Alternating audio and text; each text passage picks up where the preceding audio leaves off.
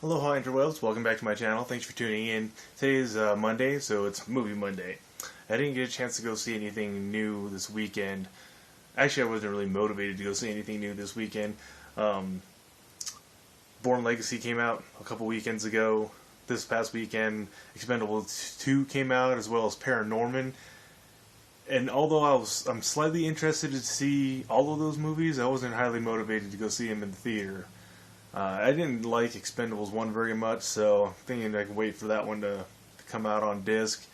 And Legacy, I didn't like the whole Bourne series. So even though Hawkeye is now, heading that up, still wasn't super motivated to go see that. And even though I do like the animated movie stylings of that style that Paranorman is in, I just didn't feel like I was really interested in seeing that one. So I'll wait for all of those to come out on disc or cable and watch them for free. But I did get a chance to go do some rentals, and I wanted to talk to you guys about a couple of them.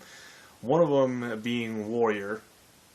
And before we get too far into that, I'll just say that I liked it. And the other movie we got out of our red box was Lockout, which is a movie about a jail in space. Yep. So let's talk about Warrior first. I really like this movie for a couple different reasons. One, it's a good story. It's a pretty solid storyline. There are points of it later on in the movie that become maybe a little bit thin to believe, but the story is basically two brothers that get raised apart from each other because the father in the family is drunk, and the mom leaves him, and the youngest brother feels like the oldest brother should have come with them and chosen to be with them instead of being with the drunk guy. Later on down the road in life, the oldest brother becomes a school teacher, even though he was a MMA fighter at one point.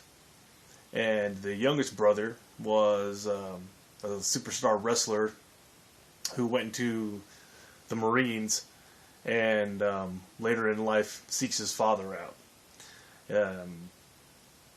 The father tries to patch things up with both the kids, and for the most part they're not having it, and the brothers don't want to have anything to do with each other. That's the basis of the story as I see it. From the outside looking into it, you would expect it to be like this big fighting movie. It's an MMA tournament, and this other storyline is meant to be kind of like the subtext of it, which I actually found the other way around. I actually did MMA training, so the movie seemed interesting to me from that aspect. But when I started watching it, I really was more intrigued by the actual story of the brothers and the broken family. That kind of was supposed to be the subtext of the movie, but for me that was actually the real movie, and that's the part of it that I enjoyed the most. The fighting wasn't that bad. For the most part it was believable. Tom Hardy is in it. He plays the younger brother, and he's a pretty badass guy. I don't know if he's had any formal training, but it looks like it. He's very convincing as an actor. The stuff that he does looks good. The older brother, I think he kind of squeaks through the tournament by the skin of his teeth, which is probably the only real problem I have with the movie overall, is that there's this big tournament that has a big, huge cash prize, and it's kind of like there was no preliminary type of fighting. It was kind of like anybody could join it if they thought they were badass enough, and I don't think that's how it would really go down in a tournament of this style. If a super rich guy just decided to give away millions of dollars to somebody who was proved themselves to be a badass, I think there would be some kind of preliminary fighting thing to get into it. But they basically just let these 8 guys who think they're the baddest people enter the competition. Other than that, that's probably the only really huge complaint I had about the movie. It worked out pretty good for the subtext storyline. The brothers kind of come together at the end, which was kind of pretty predictable, but it was still a good process to see. And I actually thought Nick Nolte did some pretty solid acting in this movie. So if you're looking for a decent rental that's in the kind of drama / action genre, Warrior's worth checking out. So let's talk about Lockout, or as I like to call it, Space Jail.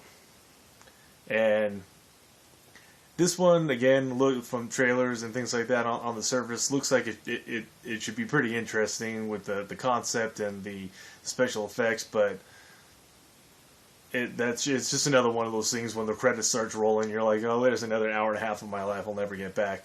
It wasn't very enjoyable. It wasn't very original. It wasn't fun to watch. The special effects weren't the greatest. Probably pretty much in industry standard, so nothing super over the top to make you go wow. It's a story. Basically, there's a prison. It's in outer space, orbiting the planet, and for some reason, well, not a very good reason, the president's daughter goes up there to investigate the prison and how inmate life is. And you go up to this prison. If you get sentenced to go up there, you get popsicle. They suspend you. They freeze you, and you just stay up there until your sentence is done, and then they thaw you out and send you back to Earth. There's space cops. There's a police station up there, and there's this huge defense system on the actual prison. They make it seem like anybody could just fly up there on the weekend and try to break their friend out of space jail. Which doesn't really make sense to me. It's not like people just have spaceships lying around, even in the future. But lo and behold, there's a prison break, and the president's daughter's in danger of being captured. So they send a secret super agent up there to sneak into the prison, find her, rescue her, save the day, and it's all pretty eh. It's all pretty predictable. The only real thing that kind of kept me going throughout the whole movie, pretty much from beginning to end, was the lead character, main character in it. He's funny. That's about all I got out of that movie. So if you're looking for some rentals for the weekend, for the week, or you want to watch something you haven't seen already, I suggest you pick up Warrior. It's definitely worth the rental fee, whether you watch it on, I think it's on streaming on Netflix, or you can get it out of a red box for $1.